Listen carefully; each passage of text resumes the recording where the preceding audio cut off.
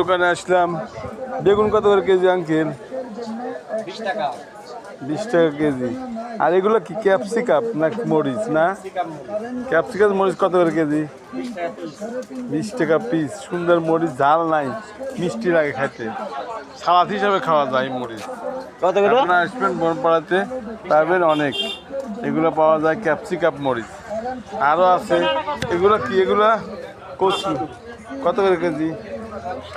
60 টাকা কেজি। আর এই যে ঢেঁড়স, আরে বাবা ঢেঁড়স নতুন তো দাম বেশি না? আচ্ছা ঢেঁড়স 80 টাকা কেজি। আর এগুলা